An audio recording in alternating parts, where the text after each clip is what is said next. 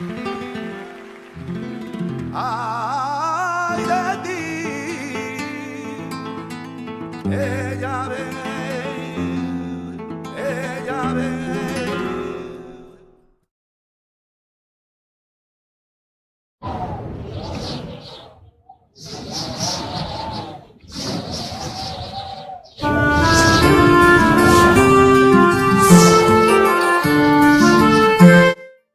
Julho de 1334, Reino de Castela, Sevilha.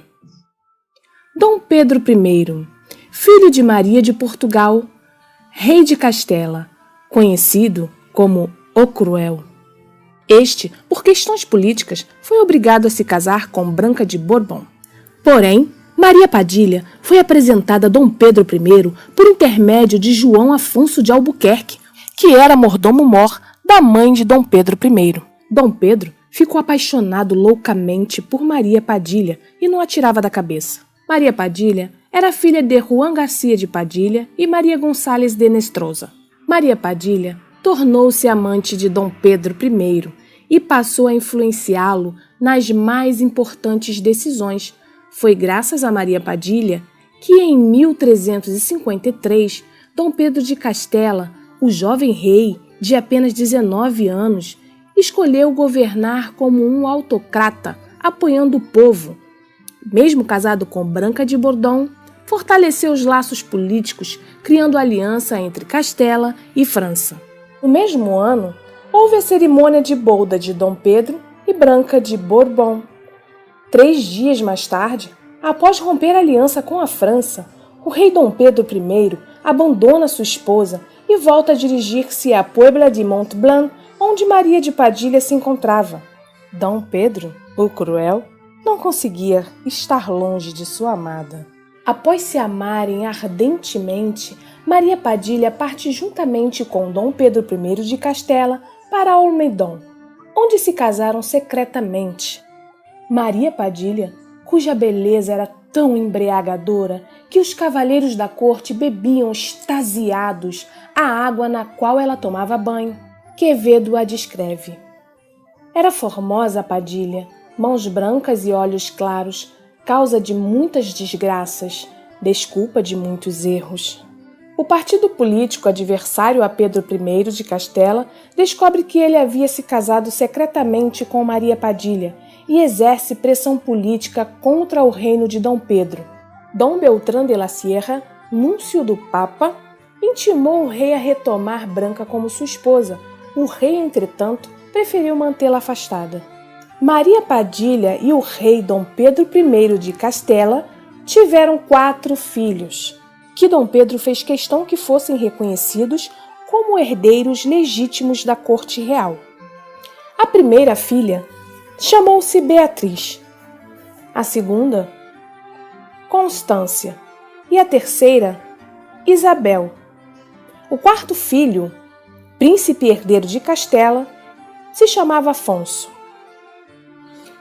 Maria Padilha, toda perfumada, era a senhora da sedução naquela realeza, do amor, dona da alegria. Ela deixava o reino todo extasiado. Não tinha quem não admirasse sua beleza e seu encanto ao bailar pelo salão real.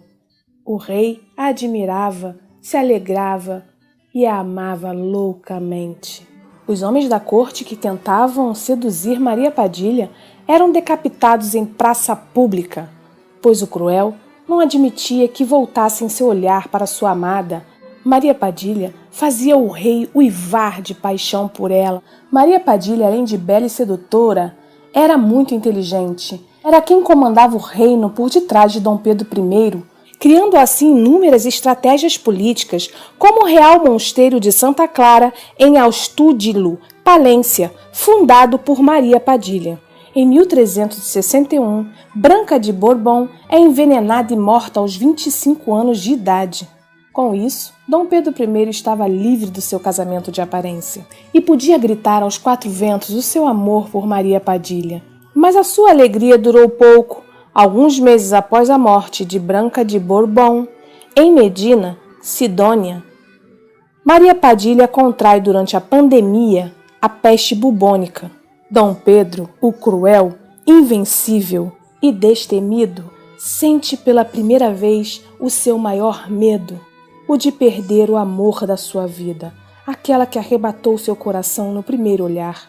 No seu leito de morte, juraram amor um ao outro e que se encontrariam no mundo astral para continuar reinando o coração um do outro. Meu rei, não fiques triste, estarei sempre contigo, sempre ao teu lado.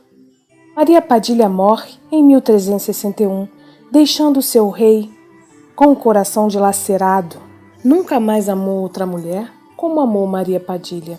Os restos mortais de Maria Padilha foram sepultados em Astúdilo, aonde ela havia fundado um convento. Dom Pedro I nunca se conformou com a morte prematura de sua amada e eterna Maria Padilha, tanto que um ano depois, em uma corte celebrada em Sevilha, declarou diante dos nobres que sua primeira e única esposa havia sido Dona Maria de Padilha. O arcebispo de Toledo, considerando justas e honrosas as razões que levaram a Dom Pedro de Castela a abandonar Branca de Bordon, tendo em vista os conflitos com os franceses, Pedro I deparou-se com uma corte disposta a ratificar a afirmação de seu rei e assumir Maria Padilha como a legítima rainha. Com as provas que o rei conseguiu, mais a confirmação das pessoas de que Maria Padilha foi a única esposa do rei, Dom Pedro I de Castela conseguiu transferir seus restos mortais para a Capela dos Reis na Catedral de Sevilha. Alguns anos depois, o rei de Castela veio a falecer pelas mãos de seu meio-irmão bastardo, que acabou assumindo seu posto de rei em Castela. Para algumas pessoas da época, Maria Padilha, com a ajuda de feiticeiros, realizou muitas magias para manter o amor do rei Dom Pedro I. Suas maiores bruxarias eram realizadas na cidade de Elche, a cerca de 30 quilômetros a sudoeste de Alicante. Ela foi certa vez com seus amigos procurar o local onde, segundo tradição, havia uma estátua enterrada séculos antes por magos e que era dada a feitiços fortes. Essa estátua se chamava a Dama de Elche e sua origem é desconhecida. Diante da imagem da estátua de Elche foi feito um feitiço para Maria Padilha, e assim ela relata: com 7 espadas encantadas e um punhal de ouro, fechei meu corpo em Elche. A dama me olhava. O céu ficou todo negro. Relâmpagos cruzaram os céus na hora mágica deste rito antigo. Meus sacerdotes de magia usavam capuz. Meu bobo da corte também estavam lá. Eles trabalharam na magia com toda a sua força. E havia ainda um bode negro com chifres enfeitados de flores, semelhante aos belos bodes de Sabá pintados por Goya. Também havia um caduceu, o bastão do poder mágico, o eixo do mundo, com as 2 serpentes entrelaçadas e um capacete com pequenas asas no alto. E o sacerdote invocou os deuses. Meu corpo foi arrebatado e eu não era mais a mesma. Dizem que a primeira aparição de Maria Padilha após a sua morte foi em uma mulata no tempo da corte de Dom Pedro II no Brasil, onde esta mulata, em uma sessão, recebeu uma entidade muito feiticeira e faceira, falou em língua estrangeira e identificou-se gargalhando. Apresentou-se como Dona Rainha Maria Padilha e contou sua história.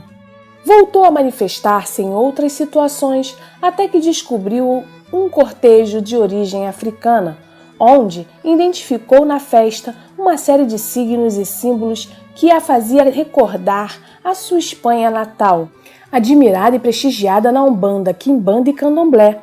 Maria Padilha é, sem dúvida, a pombagira mais reconhecida da região afro-brasileira e sua fama se expande para além das fronteiras brasileiras. São muitas as versões de histórias contadas sobre a vida de Maria Padilha quando encarnada. Vale ressaltar que, como são milhares de mulheres que trabalham nesta falange, cada uma traz em seu relato de quando era viva. Só a mim o rei amou, por mim gemeu e uivou como um cão sem dono num cais da Espanha morisca. Aos meus pés ficou como um crente numa capela. Eu fui dona do dono da terra Andaluzia. Dom Pedro, o cruel, se apaixonou loucamente por mim, e em meus braços se amolecia.